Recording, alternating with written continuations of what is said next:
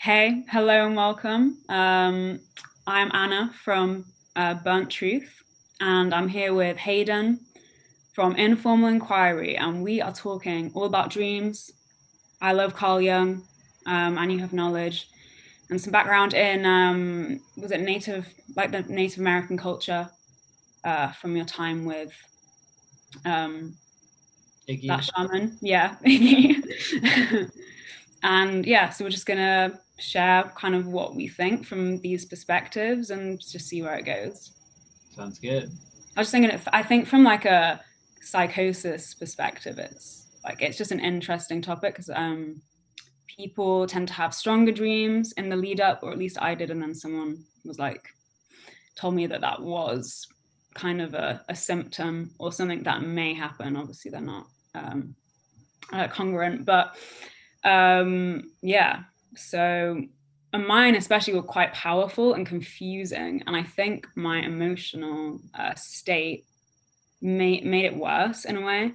Like if I had been with someone who told me, hey, don't like these dreams happen, investigate them, I think that actually would have helped me, and it'll help a lot of people because we're just told like they don't mean anything, or we're told like your dream is wrong. Well, that's what I got told. Like my interpretation is wrong rather than like explore that more. And I think, yeah, that's like a important aspect of like dream analysis, at Mhm. least from my perspective, is like if you want to investigate your dreams or you're having hard dreams, like ones that like leave you shaking or feeling ill, the best thing to do is like look after yourself and to allow any emotion to come out and don't attach too much to one narrative of the dream. Allow the dream to like unfold and yeah, and see where it goes rather than like, is this dream like something that happened? Like, because yeah, it could be, but it also uh, could just be showing you something in a really like powerful metaphorical way. So I Mhm. don't know if that like aligns with or how like the Native Americans kind of frame it, but probably have like a beautiful way of like doing it. Yeah. Well, I'm not representative of like what natives think because first of all, there's natives like have there's tons of different um, communities of natives who have different religions, different beliefs, different cultures. So like for me to say that like I represent the natives is like not accurate. But I have basically pulled and pieced from different sources because I've studied sort of Jungian a little bit, and I've studied um, I don't know, Buddhism where they talk about dreams, and I've studied a little bit with Iggy. So I kind of like it's not really from like one place; it's from like a lot of different perspectives. But I agree with you that the fact that dreams can have significant meaning in people's lives. Like I personally have had some pretty powerful dreams as well. And like when I woke up, I was like, wow, that was a dream. And um, in like some of the Native American communities, they would say that's a big dream versus like a little dream. So a big dream is like something that's significant, something that has like spiritual importance to your life. Whereas like little dreams are just like you dream about work or like you're up on the ladder and you're like, oh, okay, like I'm doing my job kind of thing, and there's just weird stuff going on, but it doesn't have like that pull that some of those big dreams have per se. um, Yeah. What do they say about nightmares? Nightmares, I don't know like what generally like natives say, but like from my experience, what from nightmares, I think it's usually when I have a nightmare, not always, but usually it's something that I've repressed over time, and it's something that I've ignored, and so it's coming out in a dream. Mm, And I think that happens with certain people versus others. Like some people have nightmares and others don't, and like they both could be repressing something, but for some reason, in one person, it kind of like expresses itself as a nightmare. yeah, it's Um, like poignant, like yeah. like my girlfriend, when she is not in a great state or like she feels like she's not sort of taking care of parts of herself, she'll start having nightmares. So like that's something that I can see with her, and then when she talks about it or when she's not like when she doesn't feel like she can't speak about something, then that nightmare doesn't happen anymore. It goes away. So I hope she doesn't mind me talking about that. If so, I'll just cut it out. Yeah, I've had some really like beautiful healing with mushrooms on nightmares. Oh, that was like when my nightmare, so I had this like one recurring one. And after I took this dose of shrooms, which by the way it wasn't a good trip, it's actually a bit traumatic. But like after that experience, like one of the nightmares I'd been struggling with for like years just like changed itself. Yes, I woke up in bed and it was always the room I was in, which was like the hard part because it felt like I was in a loop. So I'd wake up in bed and then I go on this conveyor belt and then I kind of like move and I couldn't move off the conveyor belt. And then things would just start kind of happening around me. So someone would like commit suicide, or someone would like grab a knife and like stab their leg, and then, or someone would like, and then at the end, I'd just get beaten up. Like a load of like people would jump on top of me and just beat me like to death. And then I'd wake up in the bed again. I think I'd woken up out of the dream, but I was still in it. So then I'd go on the conveyor belt again, and it went around and round and round. And eventually I'd wake, like I just managed to wake myself up. But after that, I was like, fuck, I'm like scared to sleep. Like that's horrific. And this is, I think, where I can see for me in my story like a link between alcohol and psychosis, because these dreams or these nightmares were happening after I'd been like drinking heavily. So like a lot of people don't talk about alcohol and psychosis, but I think for me personally, and I don't know, it's just because I'm from the UK, that's what I was exposed like more to.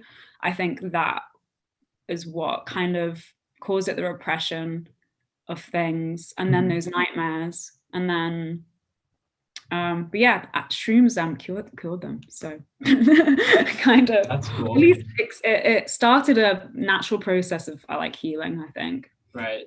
I see psychedelics and plant medicine as catalysts for change. Like 100%, yeah. they create an opportunity or a window, but they're not the answer. It takes they bring you to the door and then you have to walk through it.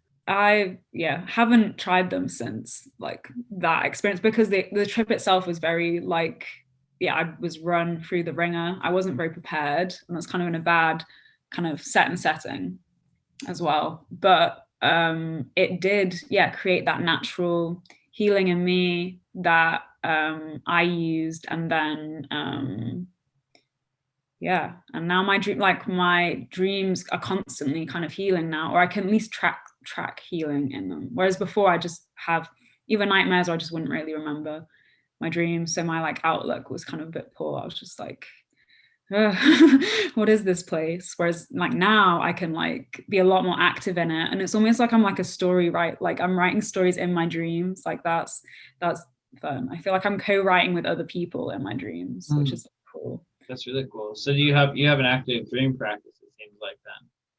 Yeah, I just writing them down and then introducing ritual. So it's like interesting when you posted that video of you doing the ritual with the water. Yeah. I just started doing like ritual just using an incense stick. So it wasn't that big, but I was like, oh, okay, like this is, so I then used bits of your stole some bits, like creating space. And then I was like, I'll just do that with the dreams, and then that can be my practice. So I did that for like a year. And I was getting really annoyed with them because I didn't understand them. They were really like dumb and like just the weirdest shit happening. And then I was like, fuck, I'm never gonna like understand them. But that's not necessarily the point. Like from my perspective, it's more about feeling your like emotions as you run through the imagery in your head. And then when you do that, you then kind of you're like more active in the dreamscape. So just by like, creating an intention, and then like in your head, laying on your bed, going through the images, you can kind of know your dreamscape more, so you can operate in it better. And those people say crazy things like they like have mapped out their dream places, but I haven't done that. There's like a few that are kind of the same, but oh my god, is that a cat in the background? Sorry. Yeah. It's Oliver. And I was like, it's a cat.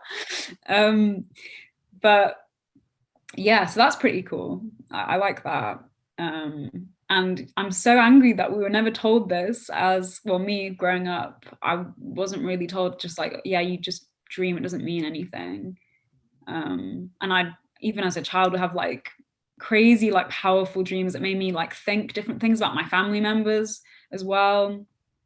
So like you're always being like influenced by the dreamscape. So it's like dumb that we don't introduce some form of like practice or knowledge for kind of like young kids. But Yeah. Well, in different cultures, the dream is very important. Like, there's a book that I read. Um, it was a Native American book about spirituality and stuff, and they're saying how important the dream kind of aspect of ourselves is, and how like we're dreaming reality, and yeah, like they kind of view the world as a dream in some ways, which is similar in a lot of ways to Buddhism as well. Buddhism kind of sees the world as a dream, yeah, but they I didn't also, know that one. what's that? I didn't know that one. Like I really like the concepts around Buddhism, but I haven't read any of the texts. I haven't like I have yet to do that. I don't even know what are like the main like or some good ones. Some good ones from like Buddhism, or Yeah. I like just some. read about Alan Watts, I think, and then I was like, I know Oh, Buddhism now. oh, good books. Hmm. Thich Nhat Hanh is a great author. He's a Zen Buddhist. He's written a lot of books. As well, techno ha. What's Yeah, that? a poet as well. Because Yeah, he's a poet, but he's a Zen Buddhist. Like he's a monk. I don't know. It just kind of depends. You kind of have to find like a teacher that resonates with you. Right now, I'm reading a book about Pema Chödrön. So she's a Westerner who became a monk. She she's published quite a few books, but this book is talking about the title is like just what is it called? Start where you are now or something like that. I forget. But basically, the premise is like work with what you've got, and like um, it's a book about meditation, but also about gentleness with yourself. So yeah, it's pretty I good. Yeah, so I'd recommend that. I can put it in the description below for people, and then also I can give you the information for it if you're interested. It's a great book. I haven't finished it yet. I take spiritual books kind of slowly so I can sort of digest it, and then I feel called to read it, and then I'll read it. But usually I take my time. I find it difficult. Like this kind of happened to me when I was kind of in the psychotic state. It was really difficult to read books. I just read like a line and believe that I knew what the whole book was about. I just like read one thing. I'd be like, there's no point me reading anything else because I am knowledge. So that is the Yeah. thing that sometimes stops me from reading is that thought like, oh, I'm knowledge. So I'm just going to see a reflection. But like, I think I've just got to find the right book again. Even rereading the same book again can ground you in a weird sense, even if you are reading it from a different kind of lens. Mm-hmm. That's why Yeah. I do like to keep all the things that I know, like my abstract poetry. Like I read one of them that either makes me feel like someone is like talking at my side, which is nice. I feel like comforted, or it makes me feel like, yeah, just like either in tune or just like grounds me back to like the rhythm, if that makes Mm-hmm. any sense. Just because, Yeah. yeah, or at least like this. I mean, I'll even name drop this because I love this guy. He's dead though. Jim Carroll. It's got a really appropriate name. So, Fear of Dreaming, but Okay. it's That's so cool. good. What does it talk about? So he was I think he was a heroin addict during the Okay. punk movement. So it's his kind of like story in poems, but like it's short stories as well. I'm not like I haven't actually got all the way through it because I just love reading just like the same few poems, and yes, I've got quite a bit of that. But Mm-hmm. that is really good. Like poetry has been very helpful. Yeah, I could see how I can see how reading the same thing over and over again can be helpful because, like you said, you have a different perspective each time you go back.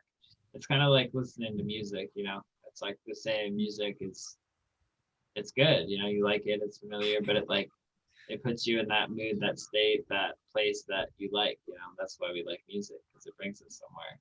So a Yes, poem yeah, does the same thing. so good. Like, love music. Yeah, music's great. um, yeah, and music is also really helpful as well. Especially when I was trying to like piece together parts and like characters from my psychosis, I was like, which person is associated with like which song? Um, because obviously I thought I was Lana Del Rey at one point in my psychosis. So I like was trying to figure out like what imagery she was associated with, and that took me on like a pretty interesting journey, just about like womanhood and like who I've attached as like figureheads growing up in this female body. I've like, yeah, I've like unlocked lots of like, yeah, I just felt stronger in my idea of what a woman was, whereas before I felt like I was always like competing, because I didn't, people would have a version of womanhood that I didn't identify with, um or the aspects of it that I was like, ugh, I don't like that, like the housewife archetype. But now I'm kind of like, I get that now. I get like the housewife archetype, which is good. And then that's some of the stuff that can happen or you can unlock from just, yeah, like approaching your experience and trying to identify it with like music or like anything, I guess, really. That because that made sense for me, because in my head, like I had music booming through my ears at all points in my psychosis, so it was quite easy just to be like, when this happened, this song was playing, and when this happened, so I can like, um, yeah, figure out. And I even like, yeah, every part of it is kind of, well, from my perspective, every part of it, you know, it's personal, it's related to your story. And I think attachment to figureheads was just a very big theme when I was trying to look over all of mine, which is, you know, SpongeBob was my idol growing up. So, um, I watched I watched some SpongeBob when I was recovering from my psychosis. It like made sense to me. It was simple. yep. It sort of helped me like, I don't know, help me digest the stuff and ground myself more. Yeah, like it's good. It's good to return to like childhood and the things that made you feel good. Because I also watched SpongeBob, like following mine, but I was kind of watching it, but I was finding it so difficult to watch anything, even that. But I knew kind of like the purpose behind it. I was like, I know I'm watching this just so I can like, you know, reconnect that injured kind of child.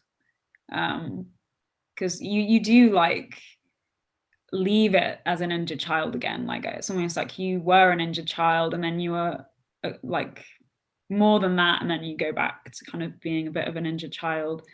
But like it's like now, or at least because there's so many resources out there that can teach you how to like reparent, like they say, call it reparent yourself. You just um yeah, you just like find out what that voice is saying and find different ways to comfort yourself, like more healthy ways, like lighting an incense stick, getting a blanket, dancing around your room.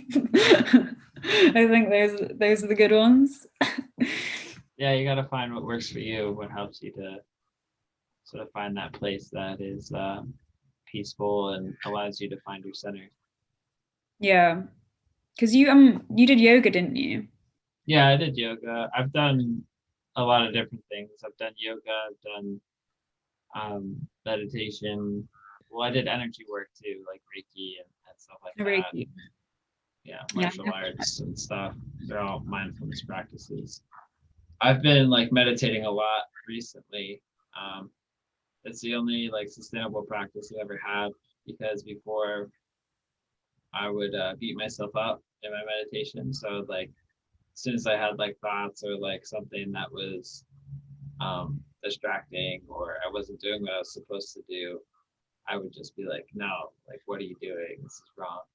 And it made it really unsustainable because I always just felt worse after my meditation. And it was actually in reading this book that something just clicked and it made sense. And I was like, oh, like, I don't have to be judgmental. Like, it's okay to have thoughts. It's okay to have these things. It's just allowing them to be there and just having an awareness of the breath at the same time.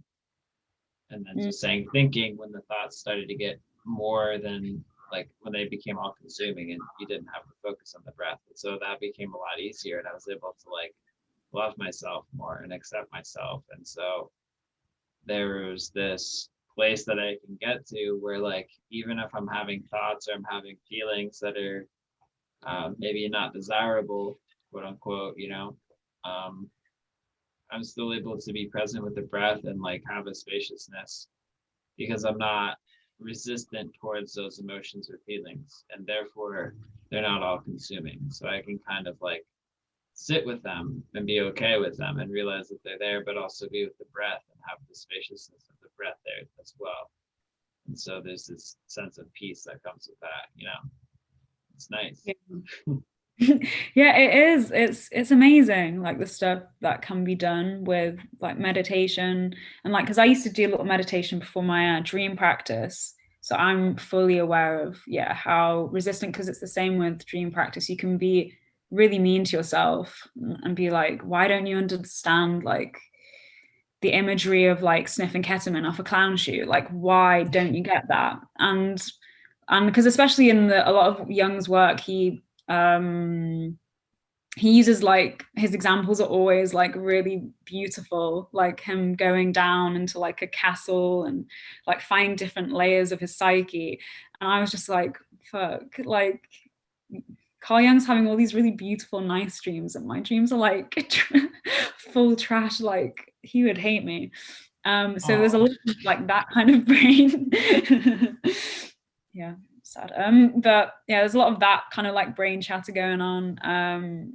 So yeah, it's quite similar to meditation. You just learn to allow those thoughts to pass. And like why your dreams like this? You just let that sail by, and then you can like begin to get into your body and like sense like what is interesting to you in the dream and what kind of either makes you cry or makes parts of your body tense up, like, and then through that then you can like really start to pick away at it. And it also, like similar to meditation, it makes you feel better in your everyday life because your nightmares have gone away, and also because you feel like you have a better grounding of imagery in your own like bubble. I think it's like very individual. Like I don't know if there's like universal themes for dreams or anything like that. Like I think some people would suggest there are, but I think it's more like the dreamer themselves needs to dream into that aspect of the dream. Like there may be themes, like there's a plot involved, but there's like something happening, there's a conflict or something. Then that's a little bit easier to decipher. But I think with dreams, it's always like um, each individual has their own lens or their own like filter, you know. So the only person that can really decode that is themselves because they have the encrypted key to unlock it, you know. Whereas like someone else may not be able to. Like maybe somebody who's trained in the dreamscape will be able to pick up on that dream, like with that person and sense the direct sort of experience through like telepathically or psychically or something, you know.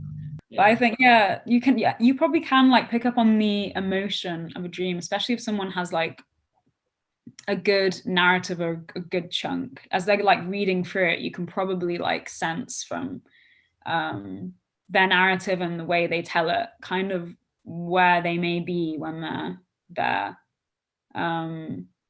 which is how I kind of imagine that, because Jungians always write like quite pompously about how they decode dreams. And there's some really funny stories about how like people will come and they'll say like, oh, there's always like a blue jay in my dream or something, or they'll be talking about an imagery and then a blue jay will fly past the window, and then the analyst sees it and the patient sees it and they're like, that's the dream imagery. And I'm like, that sounds fun. Like that whole concept sounds cool. Don't know how often that happens. Right. In kind of like dream analysis or but I was like, that sounds cool. That's like, because then you're doing it as a team, and that's what like Jungians say, which is why I really respect, like, I don't know how, like, because I have dreams where I'm at a Jungian church. So I'm like, are they telling me that it's just dogma and I'm in dogma again? Or like, but I think the concept of it is you're cooperating. You're not like, I'm the analyst and you're this person that has no knowledge. It's like, you're bringing me something and we're gonna together like try and find our way through this. And that is like a really important thing, especially after like going through mainstream kind of psychiatric systems where you're not, there's like a power dynamic. Like that can be really helpful. And I know a few people who have had psychosis and then gone to a Jungian dream analyst and had like a really positive experience following that. So, well, they probably felt validated because the dream analyst is probably like acknowledging some of the truth of the experience, you know, and acknowledging the stories, because like the psychosis is basically like a waking dream, you know, like you're in the dream 24/7 until you sort of come out of it. So they probably approach the whole psychosis as a dream, which is like what you know, a shaman would probably do. yeah. Yeah, I think it's how it should be done. Like, I don't know, maybe there is going to be some loud voice that is like, come on, like this didn't work for me, like this other way genuinely worked for me. But yeah, just from my own perspective, I'm like, maybe my brain is like, but I don't know. I can only really see through my own lens. So that would be interesting if anyone was like, I know some people get really into like science after, like more into rational things following psychosis. that's what I did. I had Oh, a hard, yeah, I had like a hard switch. Like I need to be rational to help me ground. I still held those concepts and stuff with like the gray area behind me, like within me, but I needed that like that evaluation process in order to get back to a place where I felt grounded again. And then I can sort of let the other things come back in. what I do is just paint. Like if I want to kind of like, that's mine. Like so I'm whenever I read science, I get angry. I'm not gonna lie. Science angers me like no end. Like the microscope. It's very observing. It's almost like because people in the scientific community, you know, they'll say how, you know, patriarchal Christianity is, or like the idea of a God watching over you is creepy. Scientists are fucking watching all the time, man. Like psychologists running social experiments. I don't want to creep anyone out, but like, it's not a fun place to be when you think that. But like, science. How are we supposed to learn our environment if we don't observe it? Because you could say that spiritual seekers are observing things all the time too, because they're observing themselves, they're observing others, they're observing the world. That's a really good point. That's what I mean. It's very paradoxical. Well, you're also very like you're a very artsy person, so like art is very like non-definable. It's not something that you can quantify. It's just like it is or it isn't, you know. And science is very like this is how it's done, and I think maybe that structure is what frustrates you. Maybe that like there's an answer and there's no wiggle room. Yeah, I think it's that. I'm like, what about this? And they're like, nope.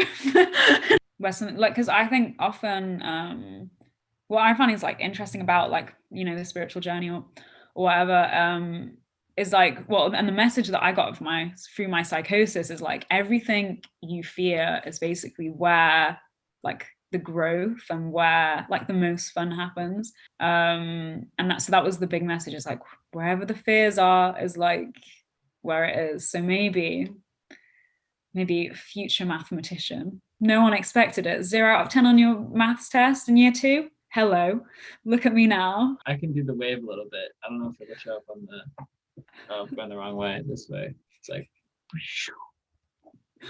whoa. better than my dancing. I'm very expressive, almost too Yeah. expressive. I dance in like a small box and then I just jump out and then I go back into the box. Oh, that's hilarious. I could Yeah. totally see that. Yeah, I'll everyone else in the club is like, ah, ah, and I'm just box dancing. Yeah, I think part of me going out there just going crazy was because like I wanted to show off and I wanted people to like acknowledge me because like I like had moves or I could do like certain things. It was like very ego based. So Oh now yeah. I'm like a lot more conservative and like, if people around me aren't like dancing like actual like dance moves and stuff like that, like they don't feel comfortable dancing, I'm not gonna just like bust into like something unless it's gonna like Wow. contribute to the group, like if it's gonna help the vibe, then I'll go for it. But if Yeah. it's just gonna like create resistance or like weird feelings, I'll just stay like do pepper grinder, put a Yeah. little like, shopping cart in there. I try to, that's something I have to catch myself on, like when I do things that are like physical or like dancing and stuff like that. I have a tendency to like want to show off because like I've always was like able to do things physically, and that was like my way of gaining attention from people sometimes because like I could do well and people recognize it like, oh wow, you're really good at like this sport or you're good at like this activity. And so it became like a way for me to seek validation, which wasn't healthy, which is actually why I ended up like pushing myself pretty hard in high school, um, doing cross country and like running really hard. And I kept getting these like chest pains, talking about like repression and nightmares. This is kind of like my nightmare. What I felt was like a pain in my chest, like physically.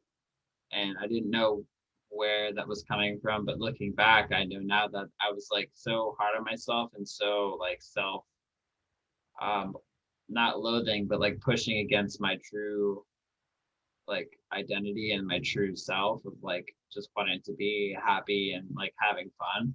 It was so Mm, focused on impressing others and like pleasing others that it was like yes. self-sabotage basically. So I was pushing myself physically, not because I wanted to, but because I thought that's what other people wanted of me so I could feel recognized. Um, so That's a big one. yeah, so that was kind of like my nightmare, I guess you could say. So when I dance, I try to dance out of the joy of being instead of the desire of pleasing. So instead of taking away, I try to dance out of like giving to others.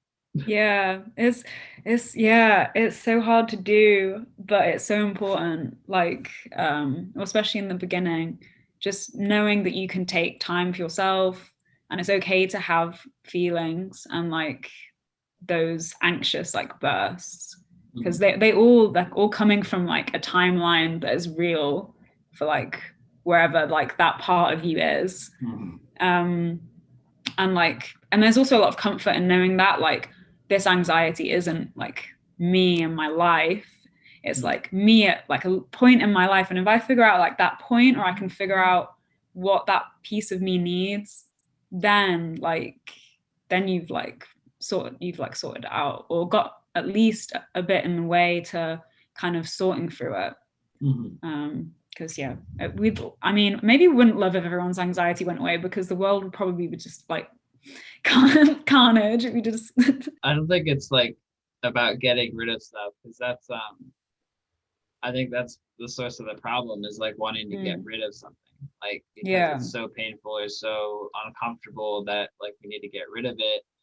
um, Mindfulness teachers and like spiritual practitioners would say the opposite is true. It's about not getting rid of, but accepting it and like being with it and feeling it and becoming comfortable with that feeling. So then it no longer bothers you anymore because you understand it, you've listened to it, and you've addressed the concern by just listening. Sometimes we forget to listen to our own selves. And that's for me what meditation is. It's really just listening to oneself, and that honestly usually is the cure, is just listening and truly being present with your pain, with your fear.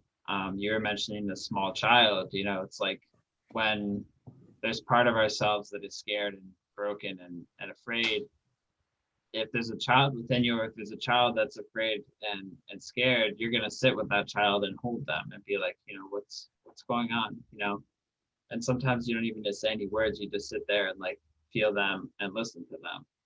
Sometimes we don't do that with ourselves, and then we wonder why we're traumatized or why we have these feelings of anxiety, depression, and things like that. You never like listen to yourself and gave yourself that grief period of like allowing yourself to feel that pain, like Yeah. it's an important process. Mm. Yeah, you probably, well, me, I probably just drank it away. Like, I'm not anxious anymore. Yeah, so that like piece of you is yeah, it's still there. Thanks for watching, guys. I hope you enjoyed that video. If you liked the video, let me know by liking below or commenting below. And if you'd like to see more videos by me, you can subscribe to my channel. As always, guys, make sure to seek your truth and to take time for yourself. And if you'd like to see my website, check out informalinquiry.wordpress.com. Bye for now.